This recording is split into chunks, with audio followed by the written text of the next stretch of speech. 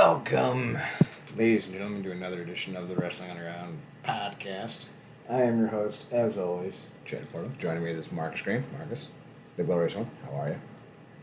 Good, man. Coming off of interesting week. Feeling real good right now, though. I would be a TNA fan.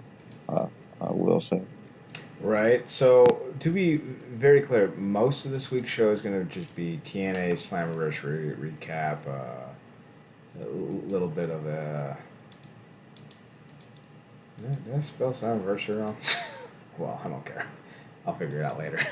We're going to talk about Slammiversary news surrounding the event itself, match results and stuff like that. They had an AEW size card, 12 matches.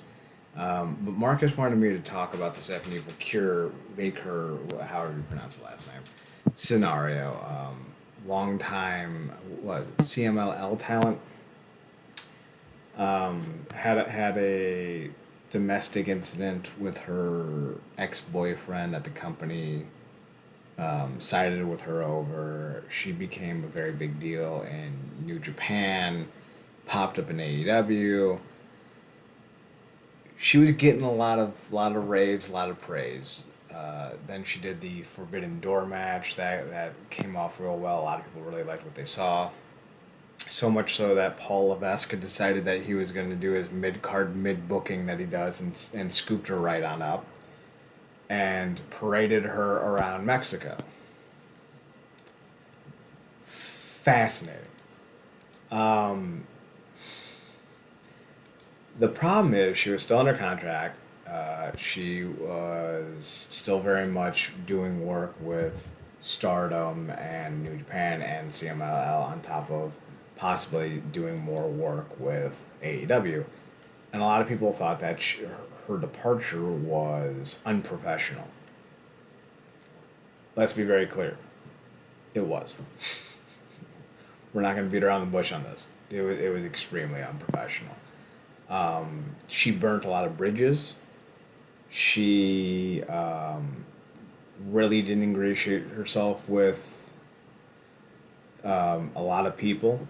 When you leave the way you do, especially after so many people, backed you and supported you and made you feel welcomed and safe, to leave under the way you did. Like, there's a right way and a wrong way to leave, and when you leave in a situation where, people backed you and took your side and promoted you and praised you and set you up for success, it comes off as distasteful. Now, who knows what actually is going on behind the scenes? We don't know. We get snippets of truth, fractions of fiction. It's never clear what the reality is. Even to this day, like, think about the most publicized, in-depth, most dissected moment in pro wrestling history, the Chris Benoit murder-suicides. There are still people to this day that say Chris Benoit is a good man. Yeah, that it was the CTE, even though we have decades of stories that say differently, that depict him as a loner, a bully, someone who didn't like being around people, who had no problem, sleeping with other people's wives, and had no problem, beating people up in outside of locker rooms, and there are still going to be people who defend him. So, like, we don't always know exactly the truth of a story. We can know some of it, we can know most of it, but we'll never know all of it. Because some people will always see things differently, and they'll always be able to put in their perspective into the story, and it augments it. It distorts it, and there's no doubt about that. So I don't know if Stephanie Baker felt safe in CMLL or felt appreciated in New Japan or Stardom or what have you. What I will say is, even if she didn't, the only thing they were asking her to do was wrestle one more match to drop the belts, because she was a champion for both Stardom and CMLL, if I remember correctly. So when you have that going on, like when you are that individual who has so many things on her plate at the moment, the least you can do is leave with a little bit of respect and drop it responsibly. You know, go out there, do the job, the job, and head off into the sunset. Some people compare this to the Bret Hart scenario in '97 when he was like, "Well, Bret Hart didn't want to do the job, so Vince had to screw him." And it's not a one and one because she still had a full contract. Bret Hart did not, and Hart was leaving at the end of the month anyway. Vicker was not without without a contract. She wasn't in the same scenario, so she could have. It would have been very easy to walk away, so to speak. That's not what happened though. So sadly, there's going to be some real rough feelings about this one going forward because she didn't do it the right way. She didn't do it in a way that people felt was, I don't want to say correct, right? But there's a standard that people believe in. And if you don't uphold to that standard, if you don't respect that standard, people are going to look at you negatively. Yeah. Whether it's right or wrong. And considering she defeated, I do believe, the second longest reigning women's world champion in CMLL history to win that belt, sorry, no, it wasn't. She didn't defeat Princess Sugit. I don't know how to pronounce it. I'm not even going to try. It was apparently a vacancy, and she won won the belt via a different match.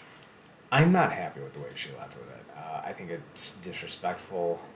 I think she didn't do herself any favors. This is a woman who beat Julia to win the New Japan Strong Women's Championship. Like this isn't some fly by night talent. The way she left it, not great, and it's going to cause problems for her in long term because I don't see her having a long WWE career. A lot of international foreign talent don't.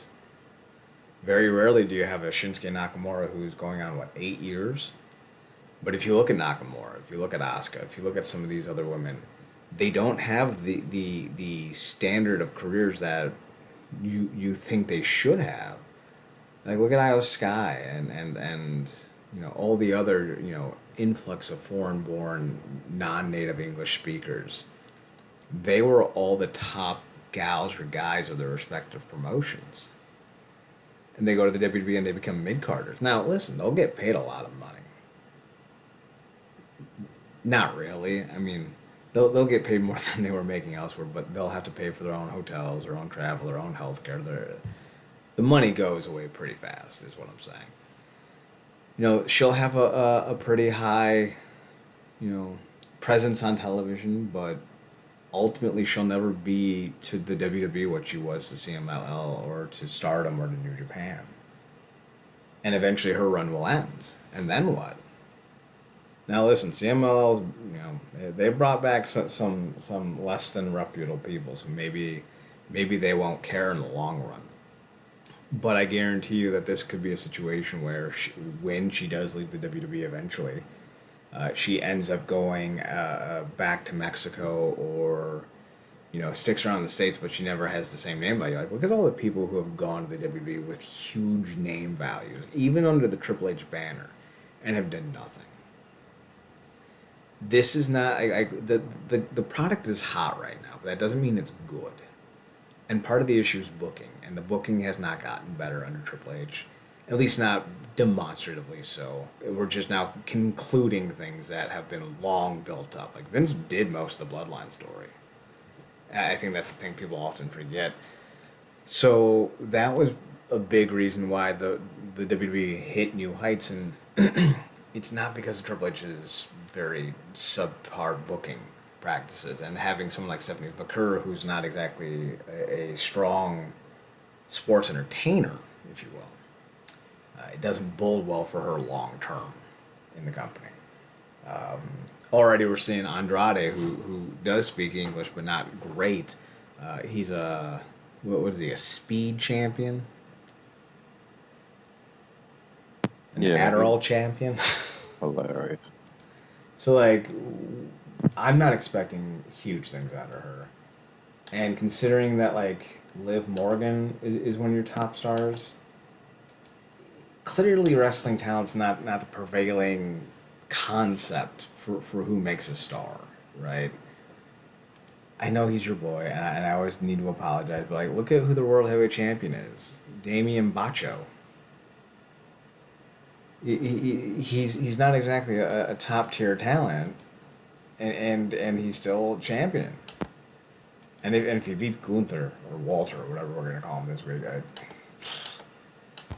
think there's gonna be a small riot. But clearly this isn't a company that is maximizing the work rate like say an AEW does. So someone like Stephanie McCur doesn't really have the ceiling that someone like Liv Morgan Yeah, has, or someone like Jade Cargill has, who have the look and the presence. McCur, she's yeah, not going to be able to cut great promos, and they don't do a great job promoting people who don't cut great promos. yeah. I was want to touch on it because it immediately threw me back to seeing your opinion on it. Immediately threw me back to the conversation we had when Sasha and Naomi left. Well, it wasn't about them leaving so much as in terms of how you felt in the way how they did it. Mm-hmm. I think it says a lot about what they must have went through that night. That whatever got said or however they got did, which 100% and believe ability about because that crew that ironically enough kind of went out with the little Vince garbage of it all was still there. So um, I don't doubt that they probably got treated and talked to like trash.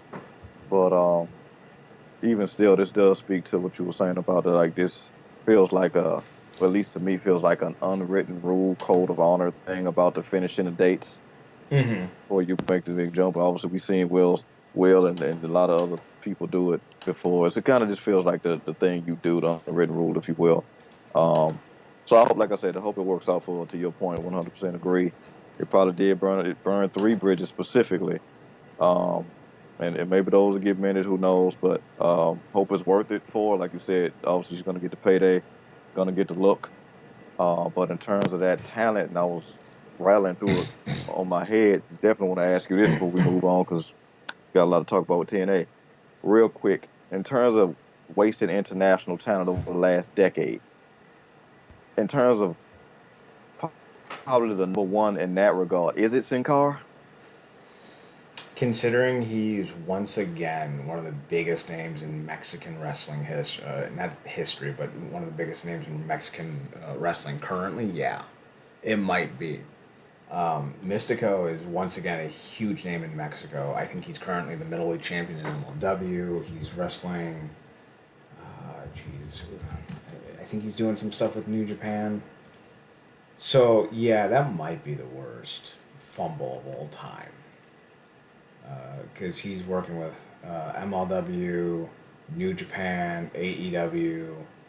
Yeah, I'd love to see him in TNA. Honestly, he's putting out matches, and like when you think about how badly, and that was a Triple H project too. When you think about how badly he went and did all that stuff, how poor he made this dude look. There should be no one who thinks that he can get anyone over truly if they can't speak English and do a great job. You know, if they can't make themselves pop and cut a dynamic promo, Triple H can't get him over. I don't think. I really don't. Unless he inherits someone who already has like a major aura, like a Walter. I don't see it happening. I just don't. I don't think Triple H is that good of a promoter. I don't think he's that good of a booker. I think he's good at catering to niche audiences. I don't think he's good at catering to a larger audience. I mean, look at what he did with the Sami Zayn Braun Breaker situation. He had Braun lose to Sammy needlessly on a B pay-per-view, but now he's going to go back to SummerSlam and beat Sammy in Cleveland. Cool. Why have him wrestle Sammy and lose then? What's the point? I don't get it. It doesn't make any sense. There's no sense in it other than for him to try to humble Braun Breaker, which is stupid because it doesn't seem like Braun's a bad dude. More to the point, I feel like when you're booking guys to lose ahead of wins, it doesn't help them look good at all, and it hurts their perception. And perception is value in this business because it's the only value you have. If you lose your perception, you lose your aura. If you lose your aura, you're just another guy. It's why I've never really been against the whole Hulk Hogan creative control idea, because he wasn't the only one flexing creative control, and guys should. You know, it doesn't help you to lose to guys on the mid card. Like if Will Ospreay had lost to Kaneshige Takashita, or whatever his name is, on his debut match, that would have ruined his reputation, his legacy. Like you can't do that. And Triple H is a bad booker for doing that to Braun Breaker. And Braun Breaker is one of the most obvious prospects of the last 20 years. I've not seen anyone with the same kind of hype around him since Brock Lesnar. And I'm supposed to believe that Stephanie McCurry is going to be in good hands with him? I don't. Sorry. I don't buy it. I don't. Not even a little. Any final thoughts on the McCurry situation before we head on back to Montreal? That's all I got. All right. We are heading to Slammiversary. Long show, good show.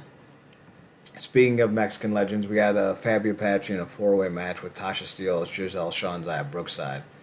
I would have waited to announce Fabi until the day of the show. I know she's not like a huge name for American fans, but I feel like for those of us in the know, that would have been a great, like, oh no, oh yeah, it's Fabi. Like, that would have been cool. They stuck her on the opening of the pre-show though, which, not great.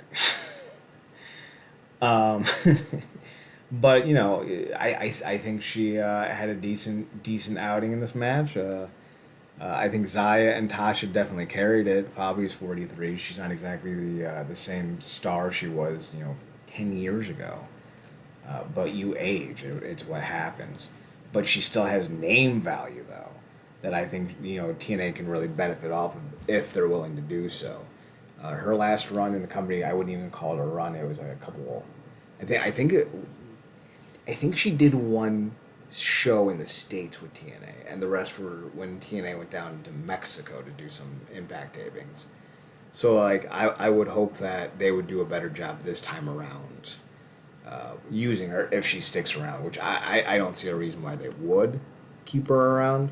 The Knockouts division has a lot to go through as it is currently, and they need to pivot hard from the Giselle Shaw of it all, because she's not good enough in the ring to carry the division, assuming Jordynne Grace does leave, which I am kind of the mindset that that's going to happen.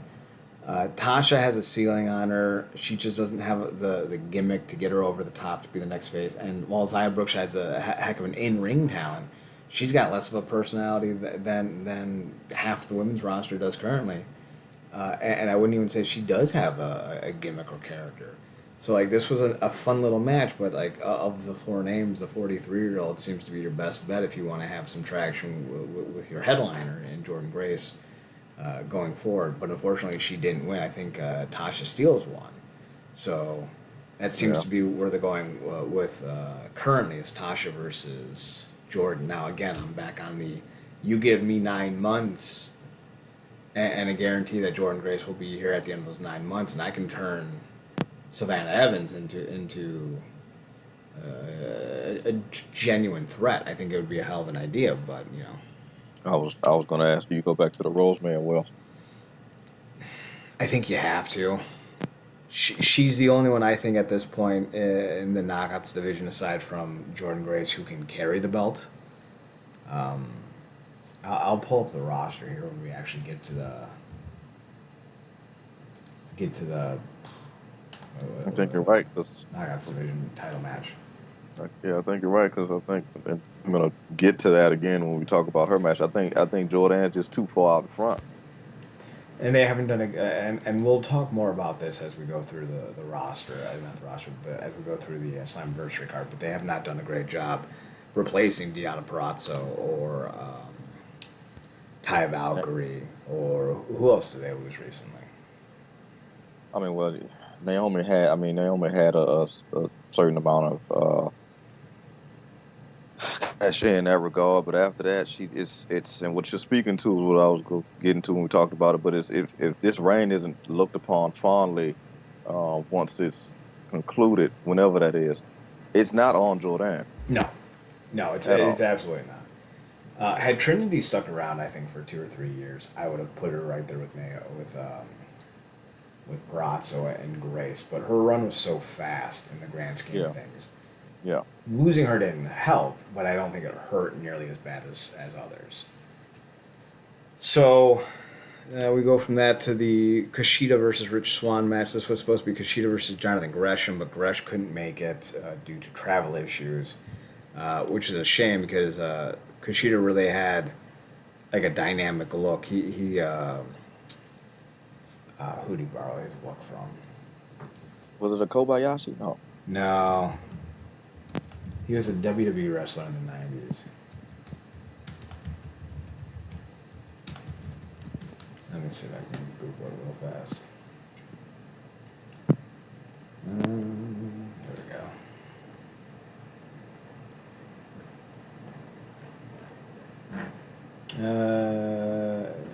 Hakushi, that's who it was.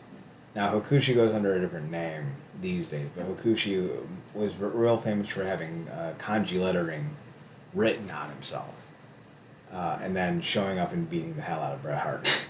Genzi Shinzaki is what he goes by nowadays, but he was known as Hakushi in WWE, and he was a real cool presence back in the '90s. So Kushida kind of rolled up with that look, which I thought was really cool.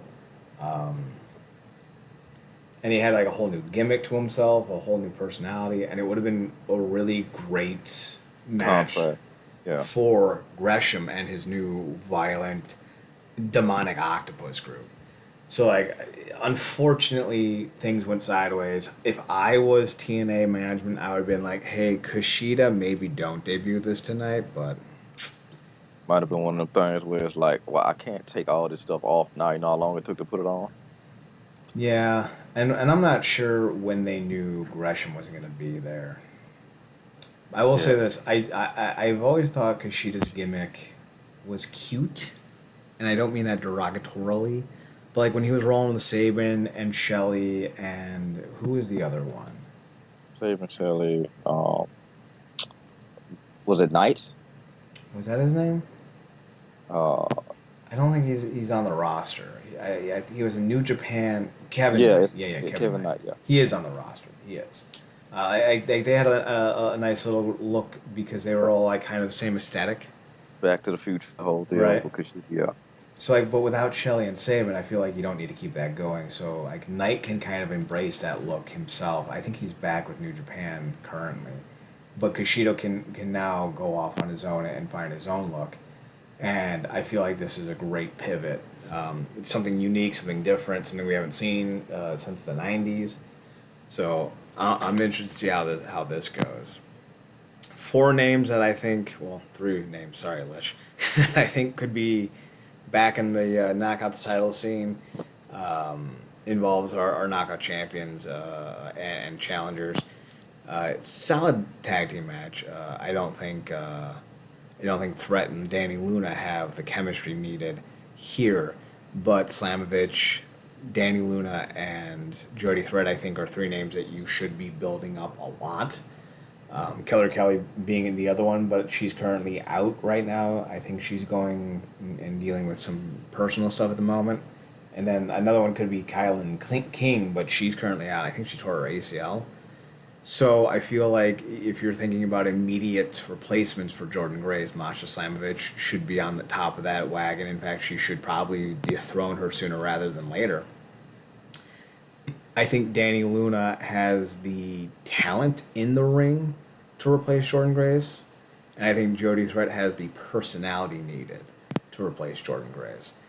I don't think any one of the three do what Jordan Grace does in terms of a headliner. Masha works best as a heel. Danny Luna hasn't really shown me much a way of a unique personality. And Jody Threat isn't the same kind of in-ring worker that Luna or Masha is. So, like, they all have a half step behind Jordan that they got to find a way to make up. I never thought Perazzo was a hell of a hand. I thought she had a good enough ability to sell the fact that she was a hell of a hand.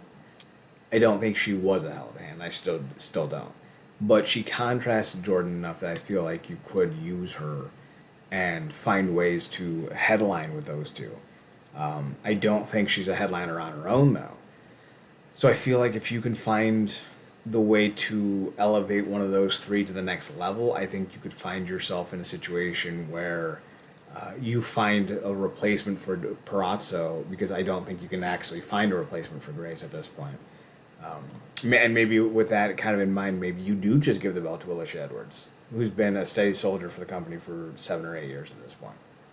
Maybe you do make that. Maybe you turn her face. Maybe you have her feud with Masha. Maybe Masha becomes a psychopath again, starts beating the hell out of Lish, Yeah.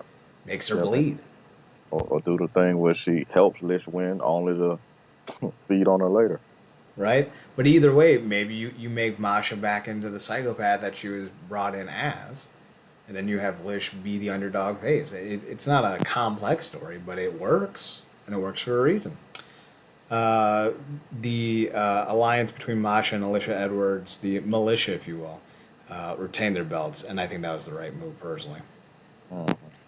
Though I do want to see more from Jody Threat and Danny Luna. In the match that pissed me off the most, Hammerstone came back to headline the pre-show. Not the worst place to put him, especially since he didn't have a storyline working with him.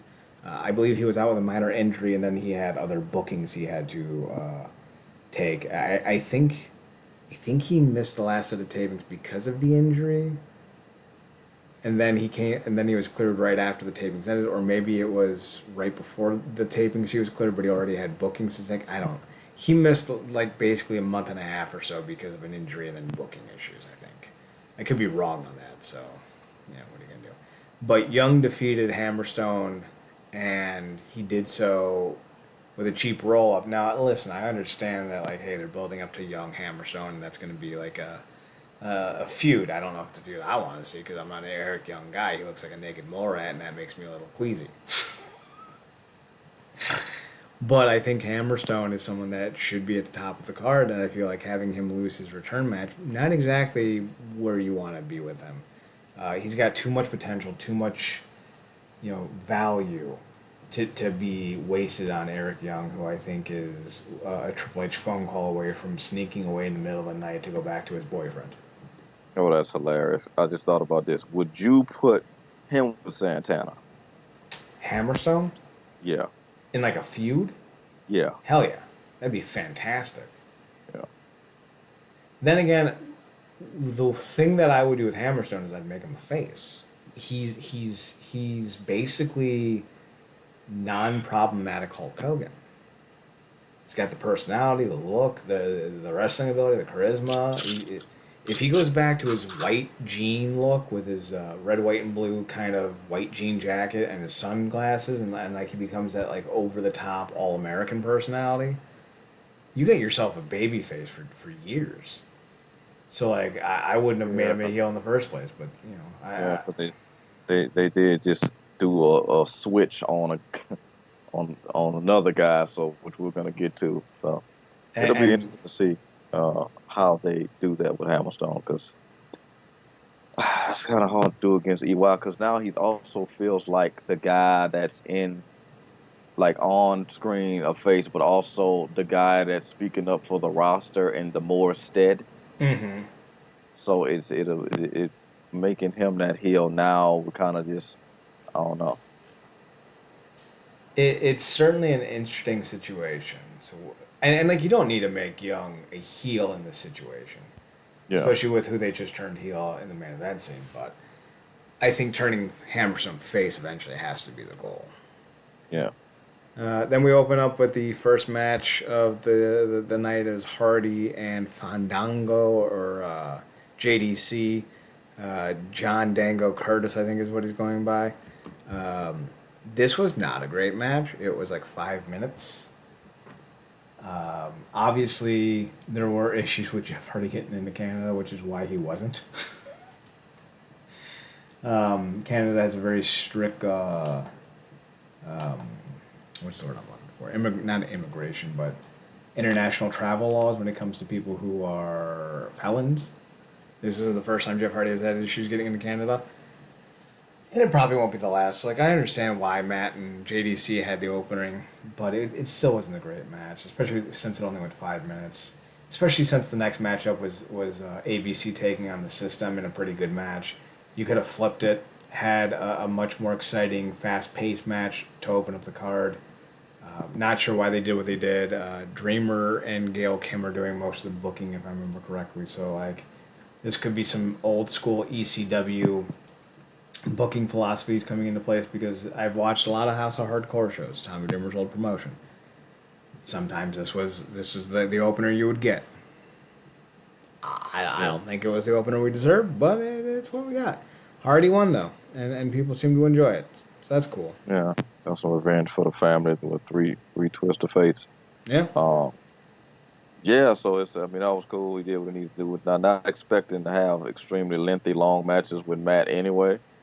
Even though he is in solid shape and whatnot. But yeah, um, JDC is different. That's somebody I want to see further down the card. So get him out, going get him on out the way. so the rest, so JDC's part of the system. System. Yeah, We had I really liked the matching track suits that they had for the show. I yeah, thought that was pretty slick, so I that was cool. But it wasn't the system's night. Eddie and Brian Myers end up losing the belts back to ABC, who there was a little tension between the two.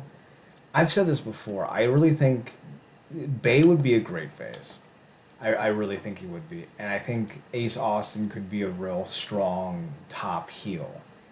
And I feel like they're getting to the age where you go in that direction. You know, Ace has been with the company for 5 years now. You know, he debuted in 2019, in early 2019. And I feel like he's really found himself in this company. I want to see what his standalone heel gimmick post ABC would be. But he's got a lot of like 90s Shawn Michaels Heartbreak Kid energy, especially with the heart shaped, blood glasses that he's got. I think that'd be dope. Bay, I think, is a mound of clay as a personality. I think you could do a lot to mold him into something very unique and very impressive. Part of me, and like it's such a crutch. I'll have to turn him heel. He and Swan and AJ Francis would be such a great trio. yeah. That is because it has rejuvenated Swan, and I'm not necessarily mad at seeing AJ Francis, was something I thought I'd never say. We're gonna get to him in a second. But yeah, it would be a kick of momentum. Quick question about pulling the trigger on a potential breakup in Hill. Do you think they pull that trigger and break them up and go the way you just mentioned if they were able to keep the guns? I don't think the guns would influence in that decision. Mm, I think the influence in that decision right now, because like you can always pivot to a new tag team. You first class would be a great tag team champions. You got the Hardys, and I think that would be a real big get to put the belts on the Hardys. You got the Rascals. Like there's not a lot of strong tag teams here with name value. Like Speedball Mountain, still building their brand. Sinner and Saint are pretty new, and like you can throw Sammy Callahan with somebody. You could throw Santana with somebody. Not to ruin spoilers, but Matt Cardona is set to come back to the company relatively soon. You got the Good Hands. Like, there's a lot of combinations, a lot of guys. Like you could put PCO and Rhino together. So like there's always going to be people to move the tag team belts to, especially since like for the longest time it felt like the tag team championships went to teams that were heading out the door. But I feel like if you can get the belts on the Hardys, like if you can get Matt and Jeff to give you 6 months as champion, I think you can do this. Because then you can move the belts from ABC to the Hardys and have ABC feud, and then go to the main event scene. I think that's the best way to go. And I know you don't always need to have teams split and feud, right? But I think with them you do, because I feel like if you need to be like if we're looking at a scale out of 10, like you need to be an 8-10 in the main event scene, A 9's a drawing champion. A 10's a legend. I feel they're at like a 6 right now. They're good. They're necessary. They're going to make your roster better. They're going to bring some fans in. They are not where they need to be personality, character wise, to be the 8 to get into the main event scene. But you can get there if you have a dynamic enough feud that makes them both, or sadly, only one look better. Not every tag team needs that. They do. So I feel like if you want to go in that direction, you're going to need to have a violent fallout. I think it could work. We'll see if it happens. Plus, I think it's time for Eddie to go back to being a face. I don't know how much I like him with Brian Myers. I always felt like this tag team was. You remember when Scott Steiner and Booker T won the belts in like '09? Oh yeah, that was 15 years ago? Jesus yeah. Like Christ. we're not doing nothing with these two specifically. I'll just put them together. I But feel like I feel like that's what this is though. Like on a slightly lesser scale because while I think Eddie on Steiner and Booker's level as a tag team wrestler, I don't think Brian Myers is. yeah, same. It's working better than I ever would have imagined. But I Mm-hmm. think a lot of that has to do. I mean, because I just think Myers makes himself pliable in the situation he's in, and credit to him with that. But he's never been that guy in terms of in ring. And No. Eddie's another guy who kind of creates magic wherever they put him. So I think they just they work in that regard. But I mean, if nothing else, because I've recently went and watched that Hardy Compound segment they did with the system, Mm-hmm. and that was one of the more entertaining things I've seen in wrestling all year. Um, and going back to teasing Eddie with the American Wolf stuff. So yeah, that alone almost made it worth it. But yeah, they can definitely switch things back with um with Eddie, and that'll be an intriguing thing too, because this will be the first time in that particular on-screen relationship, obviously they're married in real life, where he's the one pulling towards the light, and Lish is the one trying to be in the dark or stay in the dark. That could be interesting. Yeah, I could see that. That'd be interesting. Then we had Jake something versus Mike Santana. Solid match. I didn't think there was a lot here build up to it, but the match was good. I wouldn't say it's anything spectacular. Any thoughts on the Santana something match? Which sounds like solid I'm match. just like making things like yeah, so, something. Yeah, yeah, so something. No, but yeah, I think it would have did good to have a build up. Santana's that guy now with the personality where he could do with a Hardy feud. We've been seeing just how much personality is oozing out of this guy. Like he's really killing it. Kind of very much evolved out of that tag team version of himself that he was before. So I think this could have been built up because they've been doing some stuff here. And I mean, you've been kind of calling for him to kind of get back with Dana for a minute, but they kind of flipped that where something was like, no, I'm not getting back with you. You turned on me. I'm not getting back with you. So I thought Mm-hmm. they kind of turned him into that guy, but I don't necessarily know. Like it feels like something's missing a few things here and there, and he could be somebody really um like a consistent threat. But it feels like they're still trying to find it with him. But he's always a go-to for a solid match. So you know. I think Santana should be one of the names they should be building up to. I think they're going to lose Grace and Josh Alexander soon enough. I think Mm. when Alexander's contract is up, I think he's going to AEW. I feel like, and you can't rely on Jeff Hardy, right? Like, even if you wanted to, he's like 47. God knows how many issues he's got. But I feel like you should be building up to Hammerstone, Santana, Ace Austin, Chris Bay, and maybe a couple other guys to be your new headliners. Because, like, let's be honest, Maclin's not a draw. Sorry, you're not. Moose is 40. Sammy Callahan, ever since he broke his leg, isn't the same wrestler anymore. Like he's just not. And if you can't wrestle that as well as you used to, you sure as hell can't be the headlining guy. Kazarian's 46, 47. Young is in his 40s. there's just not enough guys at the top of your roster who are young who can carry this promotion for longer than a year or two. You know, like Nick Nemeth is 43, 44, somewhere around there. Matt Hardy's almost 50, if not already 50. So I think you lean heavily on Joe Hendry. I think you lean heavily on Santana, Hammerstone, and then ABC. I think those are your five headliners next year. And I think if that happens, I think you're in pretty good, strong, solid hands. But we'll see if that ends up happening. Let's see. We had No Quarter Catch Crew versus the Rascals. This was the WWE tandem match. It was fine. It was good. I didn't care. Wesley, former Desmond Xavier, what didn't he make it to the end of the well, what the hell is it? It was the tournament where he was in it and so was Sammy Guevara. What was that tournament? Do you remember? Eh, for TNA,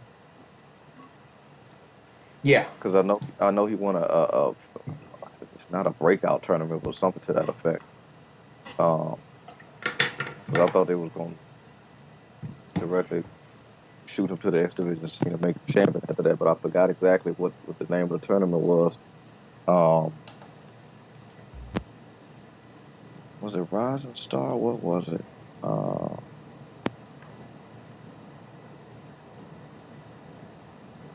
I thought it was just like an X Division tournament. I could be wrong. It definitely was a tournament. I'm lapsing on the Super name X of. Cup. There it is, Super X Cup. Because there was ACH, Andrew Everett, Davey Richards, Wesley, Drago, Idris Abraham, Yeah. Oh Sammy shoot, Guevara, Ty. and Taichi Ishimori. Yeah. Shout out to Ty G. Yeah. So yeah. Back in 2017. Yeah. God, that was a long time Man, that's when that GFW takeover almost happened. ago. Yeah. I mean, they were known as GFW at the time, so Xavier actually won that. Uh, Yeah. Sammy Guevara lost to Drago in the opener. Oh no. We dodged that bullet. I don't care about the NXT crossover. In fact, I don't think it's helping TNA. I think it's hindering them. Um, I think more people are tuning in to NXT because of the TNA crossover. And I don't believe any of them are coming over to TNA. I don't think it's helping their Impact viewership. I don't think it's helping their pay per view viewership. And I don't think it's helping their gate sales. And why would it? WWE fans, or fetishists, if you will, don't care about pro wrestling. They care about their company. That's fine, but don't tell us you care about the industry. It's the idea of like Stephanie McCurry. Like no one in the WB sphere cared about her until they signed her. Now there are always going to be outliers. You know, I say everybody pretty ubiquitously, but it's not a fully general term. There are WB fans that do enjoy AEW, that do enjoy TNA. They're not who we're talking about though. They were already watching TNA. They love pro wrestling. They watch pro wrestling. But like these farm accounts that like exist to just engagement farm and say stupid shit, they're not watching TNA regularly. So like I don't know what benefit TNA is getting out of this partnership other than the fact that most of their top talent are being scouted by someone who will want to hoard them just like Tony Khan does. This isn't a good thing for TNA. Like TNA did this in Canada, in Montreal, with the 4,000 plus fans on their own. You know, this wasn't something that WWE really helped them with, and I'm not surprised. Now I don't know how much they're doing promoting wise on NXT. I would assume very little. I don't know if they're like you. Do you watch NXT a lot? Yeah. It's not a. I mean, Did they really? Did they ever really put over the idea of Slammiversary this weekend? Like, was there any talks about it on air? not that I saw. No, it might have came up maybe on a social media account, but I don't think it did. Like, only terms of promotion is like, oh, that's the TNA talent popping up on the show. But I don't think there's been no real promotion. If they did, like I said, I didn't see it, so I'm not gonna definitively say they did do it. But there was no, you know what, there probably was for the mention of the no quarter catch crew. But to your point, they're not that big of a deal even in NXT. So they might have mentioned it offhand or a couple times, but that was about it. Just the no quarter catch thing and the fact that West was joining back up with the Rascals. But other than that, I don't feel like they did a whole rundown of the show. They probably just mentioned that they were going to be back at TNA for the show to go against Quarter Cash Crew, and that was it. I don't think this is helping them at all. Yeah, and apparently there's a new report that says the same thing. Now, how accurate that report is, I don't know. But I I do mean, think it's very interesting that this is starting to become a sentiment. look, I mean, I don't know how. Again, it's still your point about the vocal minority with these WWE flat scans, these gaslight me, daddy age, these fools. Because they're ignorant to they'll talk about it all day, won't watch it, only like being told things, and then driving that point to the ground because of who told it to them. And as we know, for most of those people aren't even good until they show up in WWE. Mm-hmm. Like we're gonna talk about that again with the results of the main event. So for the most part, it's I don't feel like it is. I mean, you could say that it's better than maybe a past relationship, but again, they top women's champion showed up on their show to go on to one of their big pay-per-views for said brand, lost clean to their champion, and TNA has essentially got crumbs. Who showed up over there? Um, there's no knock, and she's cool, but Tatum Paxley, um, this other chick that showed up to the show, and the No Quarter Catch crew, and it was cool to see Wesley back, but it's not like we having a super fight with Femi showing up to fight Hammerstone, or you know Trick Willie showing up to face Moose or anything like that. I'm not asking for all ego, so I don't, I don't think anyone's but it's asking for all ego. yeah, exactly. But it's not. But they not getting no big names. And to their credit, I mean, the NXT is back to form in terms of building stars, but in terms of the biggest names on said brand currently, they didn't get them. They got who they didn't necessarily care too much to be like, yeah, we can afford to send them. It's not that big a deal. This to kind of grease the wheels, if you will, to make it seem like we're even here, and it's not. Because again, their top women's champion lost clean to, it's not like you returning a favor and sending her back, sending um, Roxanne Perez over to TNA. You're not doing it. So it's like, you know, And if you're not going to do that stuff, why do it? Like, why have this partnership at all? I think they know that. I think that's why the rumor is out right now. I think that's the conversation being had because it's TNA's top talents with NXT's lower mid card guys. That's it's not even WWE's mid card scene. It's their developmental prospects. It's not a good look for TNA. This has not been a good partnership for TNA. And anyone who's saying, well, AEW only ever had Kenny beat guys in TNA. At least Kenny showed up. Christian Cage showed up. You had Christian Cage ate a loss, Bound for Glory. Christian Cage, arguably their top heel right now. Maybe at the time I was like, well, Christian Cage, 48, 49 at the time. Who cares?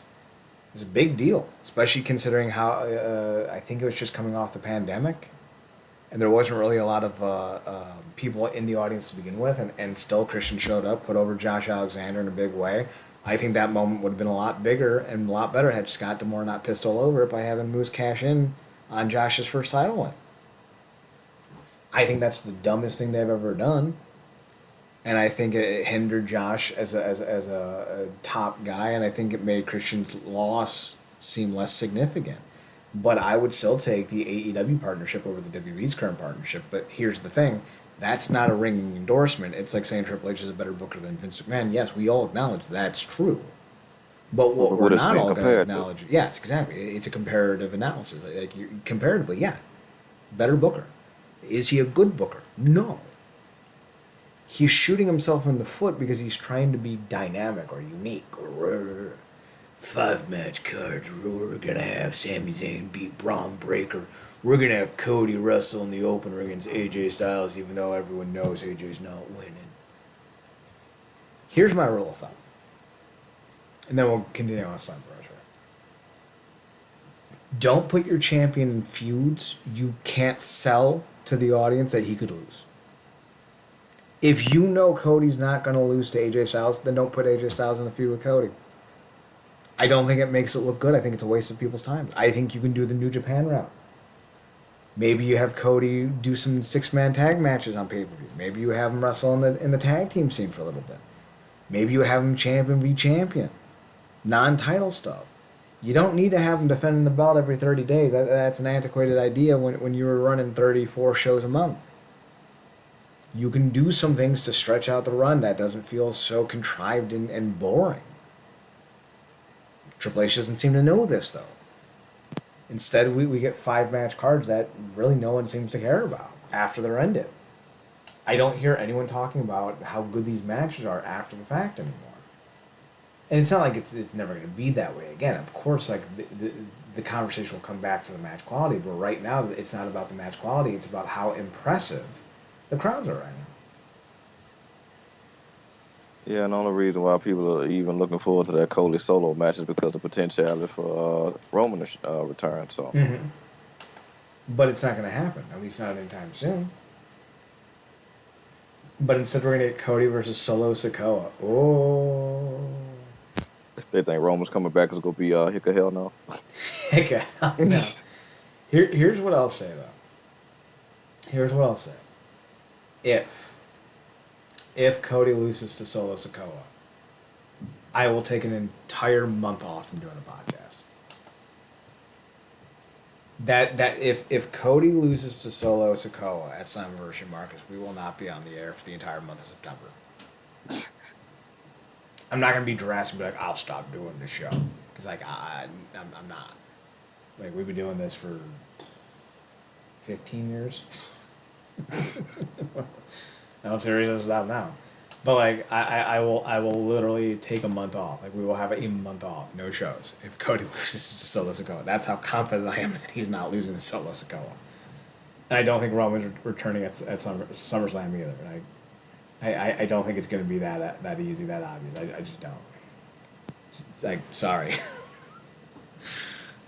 Speaking of things that I'm sorry about, the 6-man tag was fine. It was great to see Dez with his buddies again. I think they were wearing Buzz Lightyear outfits, so like that was cute. Yeah. They're a cute trio. I like them.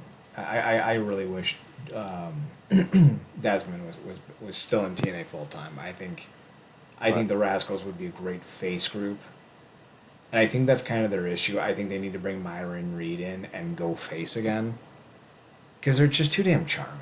I'm not a big fan of like the pot and all that, but like they are a charming group of guys. When you have a charming group of guys, you make them faces. I don't know. It's common sense to me.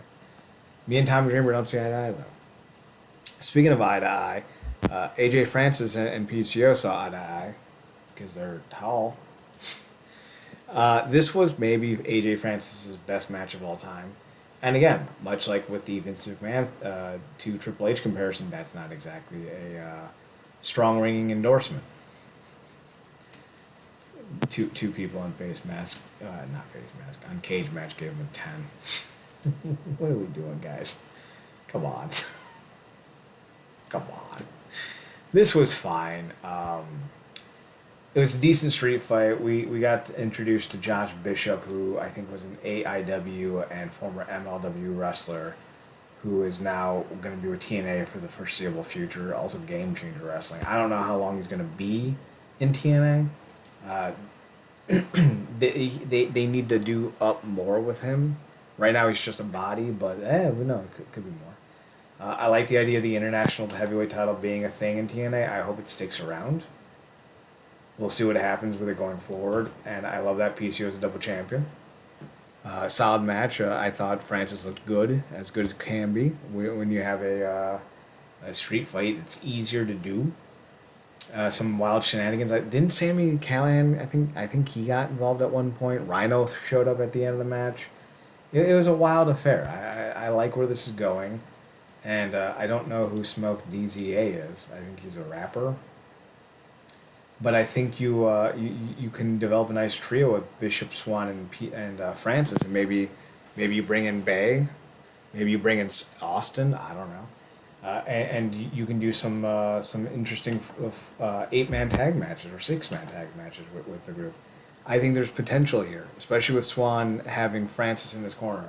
I like that a lot. Mark, any thoughts on the PCO Francis at all? Yeah, the 10 match. You said it was 2 people that gave it a 10. Two people gave Francis a 10 on cage mats. Okay, I was gonna say sure it was a PCO and Francis or Francis Bishop. But yeah, the match was what it needed to be. It was style like you said, probably his Francis' best outing.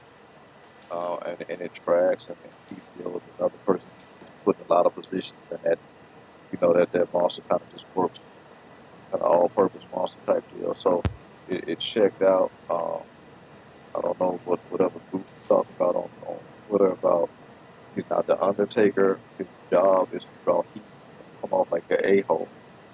What better way to do that than by one of the most respected guys in all the industry, with his finishing his thing he does out there. So yeah, work. It's not on it. It's working.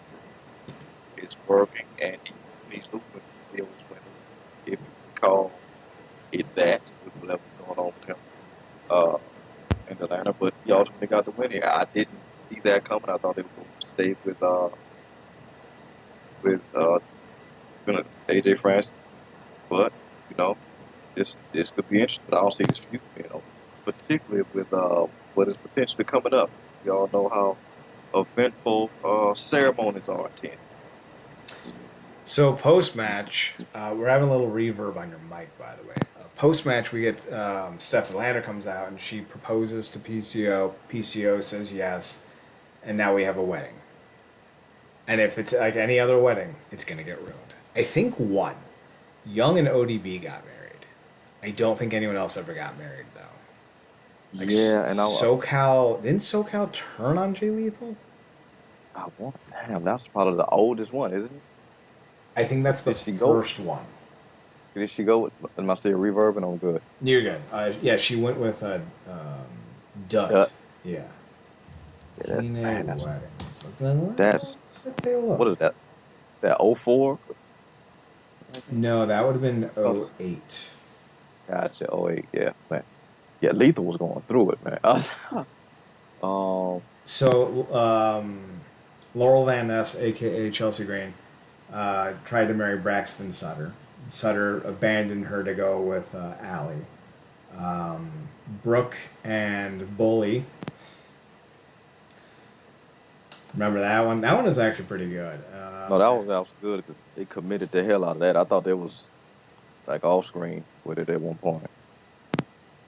Yeah, because that one ended with The Aces and Eight. yeah, the Aces Eights. Now I'm not doing wedding renewals because the Angles had theirs in '08, a few months before Jay and SoCal.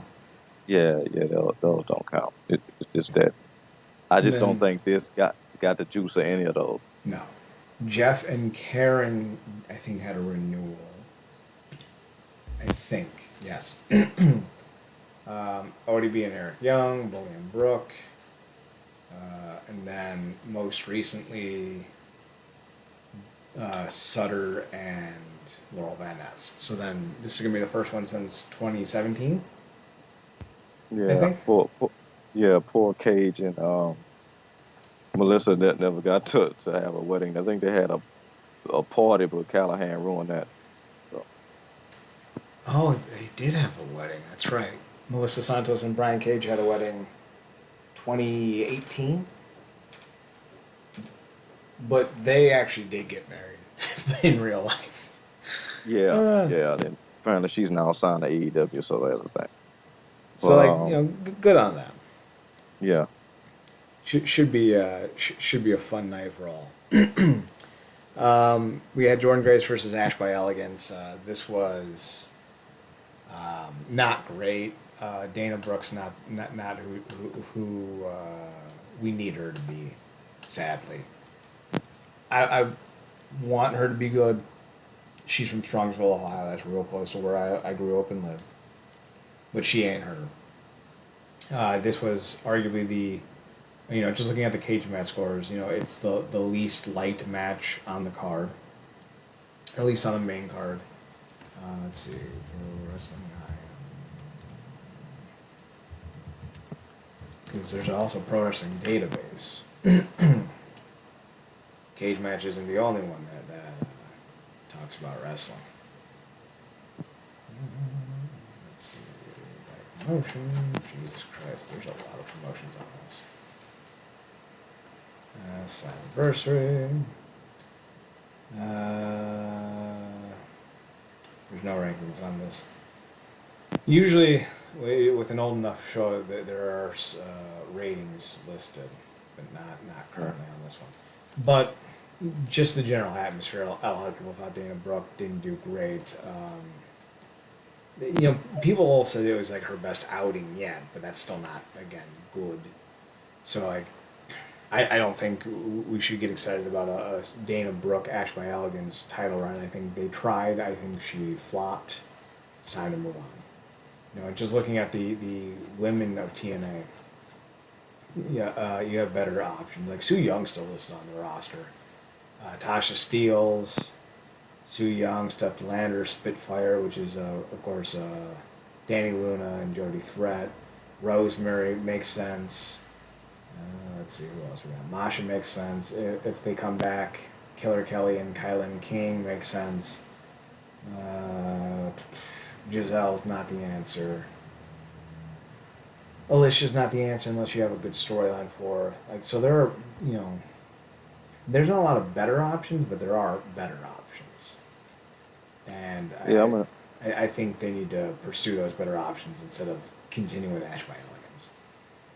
Yeah, it's she's gotten far more, which most do, coming off WWE, more TV time and more creative freedom than she's probably had throughout most of her career. And I'm in agreement with those individuals that it probably was the best match I've ever seen her have. But look at the dance part.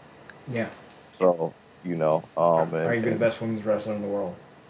yeah, and the whole feud sits around her, basically sitting around and watching her for what, 6 months, which gives you kind of a lot of time to watch tape and train. Like I said, it was a solid outing. She hit all her moves and spots and came off well, like she had a shot.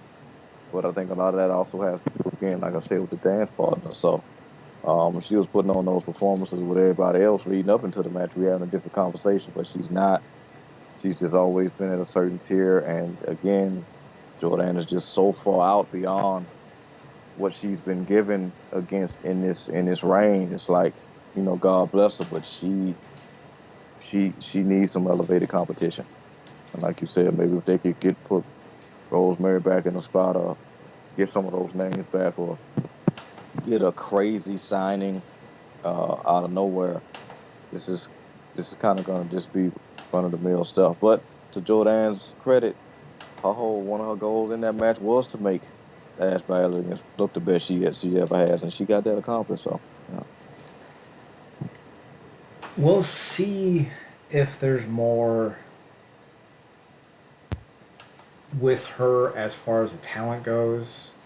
Yeah. Maybe it's one of those situations where she didn't have, well, we all agree Jordan's probably the best, if not one of the five best women's wrestlers in the world, right?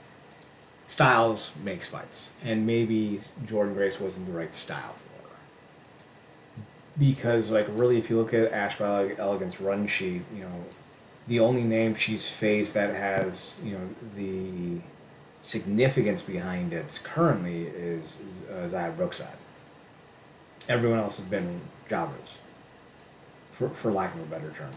I know Dustin Rhodes doesn't like that term, but like they're here to make people look good. That's their job. That's not a bad job to have. That's a needed job. But like outside of Zaya Brookside, she wrestled Havoc, but Havoc's not very good. Then everyone else like Savannah Thorne, Angel Blue, Shelzia, Sparks, Jada Stone, Heather Reckless, they're enhancement talent. So like I don't expect big things from them in a match. So maybe Ash Elegance if she takes on Jody Thread or Danny Luna or somebody. Yeah, Maybe Tasha, maybe. Tasha. Maybe there's another gear. But Yeah. I didn't see it against Jordan, and if I don't see it against Jordan, I'm not really that optimistic about it long term. Speaking of long term, one of the names I'm worried about leaving is Speedball Mike Bailey. I don't know if he's going to be around. There are feelers out for him. Apparently, AEW is very high on him. Who wouldn't be? He's maybe, and I say this with all sincerity, maybe a top 10 in ring wrestler in the world. I think he's that good. I think he's. If you give me somebody, myself included, who can really focus on the unique aspects of a personality, I could make him a main eventer. You play into the karate aspect. Maybe you do a little silliness, maybe you do a lot more sincerity, but you play into it. You build him up as an ass kicker, and then you have him win. Like you can make him a main eventer. I think Speedball is the kind of guy who could be a main eventer. I don't think he's only a next division guy, but you got to find a way to get him up to that next level, and I think you can. His match with Mustafa Ali was fantastic. I loved the ending with Earl Hebner. I think it was the best match on the show. There's a lot of meat on that bone for Speedball. As far as Mustafa goes, I don't know what you do next or if he sticks around. I feel like this could be a very similar situation to that of Trinity, where now that he's had his run, he's done. But also, he's pushing 40. I don't know how much you want to invest in him when you have so many guys who are angling for top spots on the cards who rightfully deserve it. So I'm curious to see where they go with Ali from here. I know he wrestles the new world champion on the next set of tapings, but we'll see if there's more there long term. Do you want to see Ali stick around? Yeah, I do because now let's see what that looks like and all that grandiose arrogance and whatnot when he's not holding the title, when he's not the man. See what that looks like if his confidence is shaking, all that with the whole thing.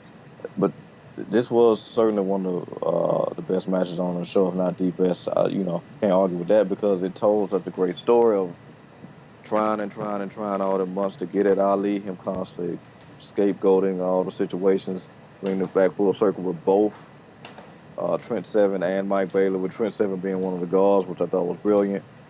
And the fact that TNA basically cured a however many year travesty in Canada, 27?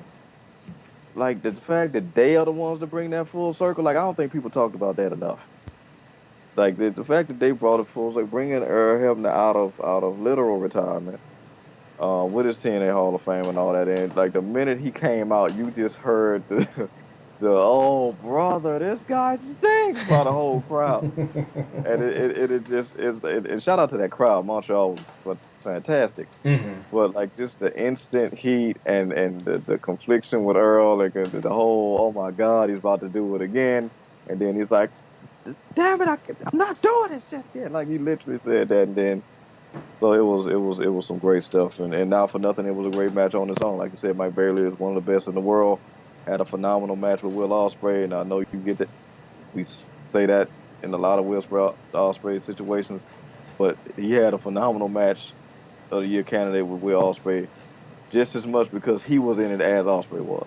Mm-hmm. So even though he goddamn killed him in that match with them damn hidden blades. But yeah, this was great. We've been calling for Baylor to get back in some significant role. I think me and you've been calling him to get in the world title picture, but if not, I thought this was a great build up, and the fact that he basically got the hometown win too.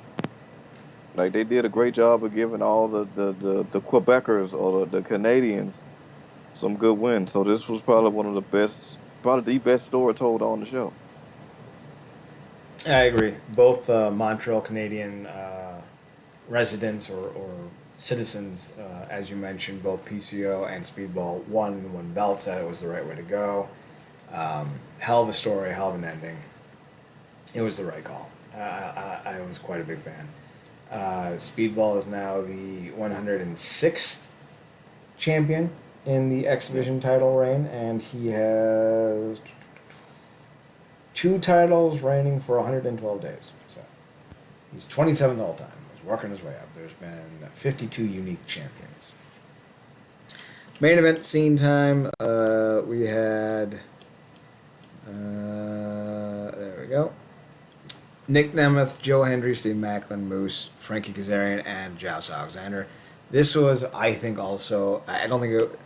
So, like, listen. On a different card, in a different year, this is your match of the year. This was fantastically done.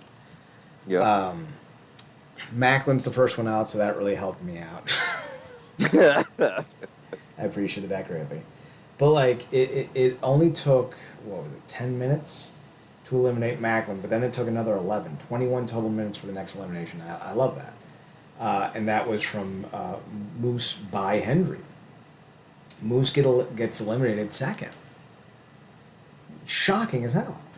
I thought it was the right call because it really put a lot of like emphasis on what's going to happen next. Then Joe Hendry, who has the weight of the world on his shoulders, gets low blood by Josh Alexander, turning Alexander heel, and setting up a trio that I thought was going to be very interesting. Then we had Alexander get eliminated by Nick Nemeth, and then Nemeth eliminates Frankie Kazarian.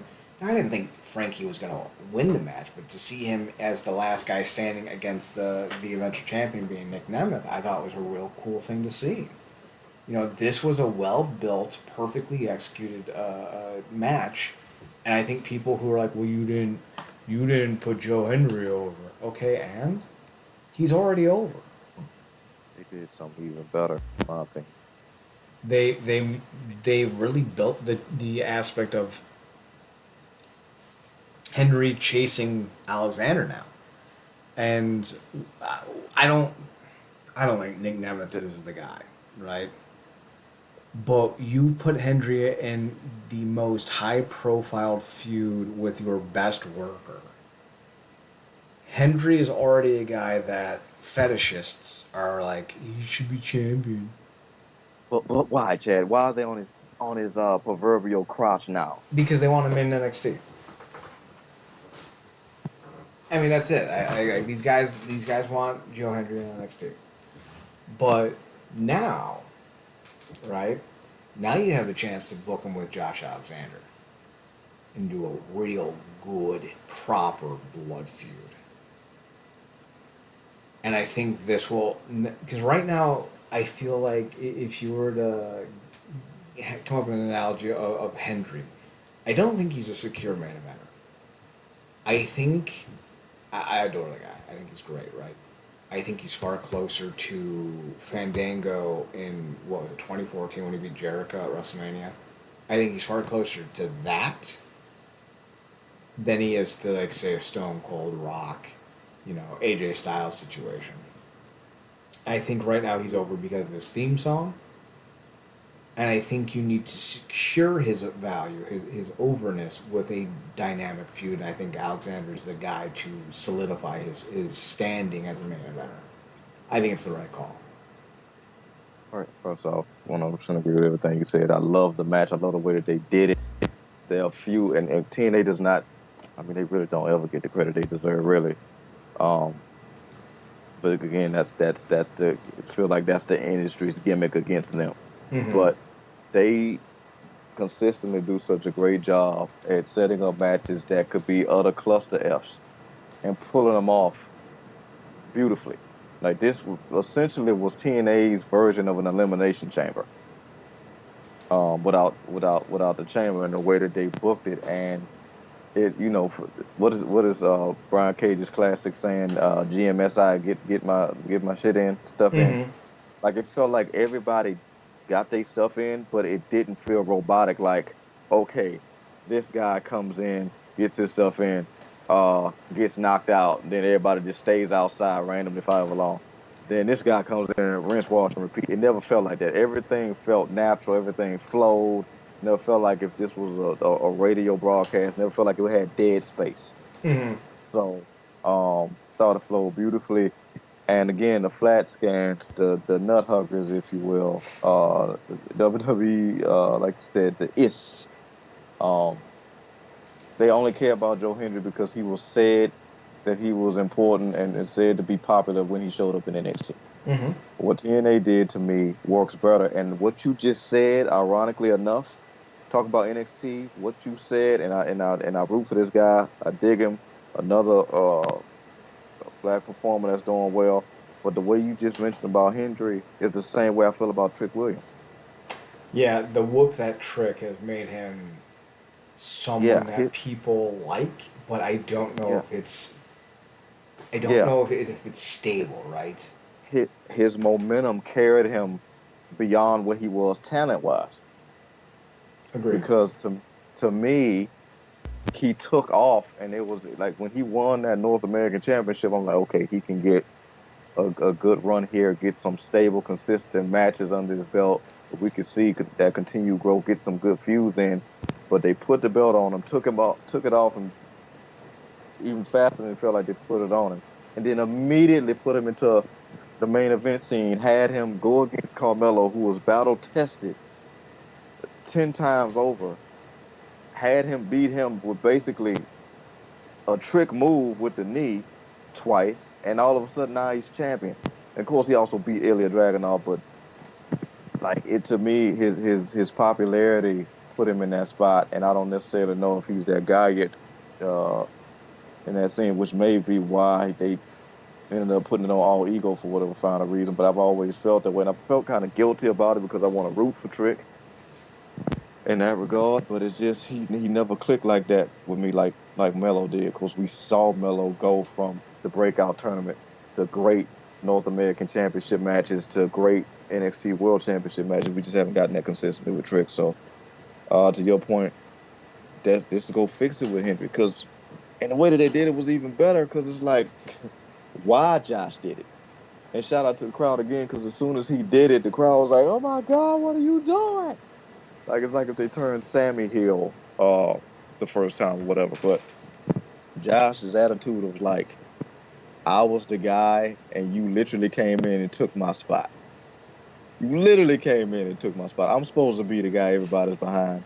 And you come in and you got this theme song and it's Joe Hendry BS.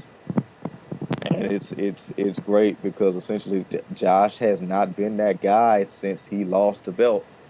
And Hendry does have that wave, but what better way to build a new guy? And I don't know, WWE's fans are just so nutbag. This is how you build him into that guy. Mm-hmm. Because and you've never been short on words talking about Josh's lack of personality, but he's always delivered in the ring. He is the Iron Man. He is the guy, one of few that can say he beat Will Ospreay. Mm-hmm. If Hendry can beat him, that puts him at the tier to actually be the guy. Yeah. But that's how you build people up. You don't just put them in there because the LA Knight effect, which we always knew that, but it did it translates differently in different places in terms of popularity. He had an incredible wave coming off of an absolute trash gimmick, but this is what you're supposed to do, and I hope this is not the last thing we get to see with Josh. Um, if he does leave, but if he does, what better way to leave out than putting over the next guy? Now, it would have sucked major ass, and TNA has been in this spot before, where Josh and Hendry leaves, because it does feel like to your point before, like they're trying to poach Hendry as well. Mm-hmm. Um, but look, if Hendry stays, I mean, this is definitely the way you do it. And I'm a fan of Nimitz, so I feel a different way about it. And I think he could probably have a feud with Cass because I just think Cass's thing is like he always saying to be the guy right up until he almost gets it and he's not the guy. So he's probably gonna go after Nemeth, and that'll be a great feud coming out of that. But I'm very much looking forward to seeing what they do with Josh because he's not been heel since what the North. I So think so. yeah, so this is gonna be great. And and So the, and the songs Hendry is gonna come out. Jeez. should be interesting. What I will say is that the only thing I would have done differently is have Hendry eliminate Moose, then eliminate Alexander, and then have Alexander kick him in the dick, and then Kazarian eliminates Hendry. Mm. Or you could have Nemeth. I feel like you have Kazarian eliminate Hendry just in case there's a blowback. Uh, uh, I think that's the only difference I would make. But yeah, yeah, yeah, to kind of make that the him losing to Hendry, the last camel, the last straw on the camel's back type of deal. He kind of snaps. Yeah. so we have a few quick things I want to touch on, but then we're gonna head off. We won't spend a lot of time with this. Um, let's see. We love the heel turn. We already mentioned that. Jordan Grace kind of came under fire. She said we have a lot of surprises. There wasn't a lot of surprises, at least not the ones that fans were expecting in terms of debuts and whatnot. There were plenty of surprises. Trent as security, Hebner coming down, Rhino's return, Josh Alexander's heel turn, PCO getting hitched. There were plenty of surprises. There just wasn't any debuts. I don't have an issue with that. I think anyone who sat down like, I can't wait to see so and so debut, you're watching the show for the wrong reason. Personally, that being said, there are rumors or at least possibilities abound that TNA brings back two of its bigger names in Bobby Lashley and MVP. They're apparently done and about to be out the door in WWE. Same with Tamina, but I don't really want Tamina. But Lashley and MVP back in TNA? Hell yeah. Like before there was the Hurt Business, there was the, what were they called? The beatdown class. That's right, the BDC. So, yeah, I'd rather see Lashley and MVP reform the Beatdown Clan than continue on the Hurt Business in AEW. Marcus, I'm going to ask you a question I already know the answer to, but do you want to see Lashley and MVP back in TNA?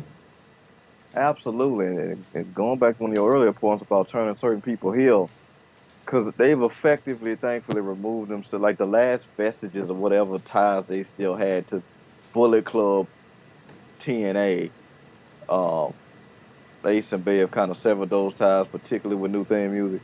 Would you put Bay with them? Yeah, I would. I absolutely would. I think that would be a great pairing. But then I don't know what you do with Francis and Swan and company because I feel like the BDC and Top Dollar would be jockeying for position with the system as your top heel groups.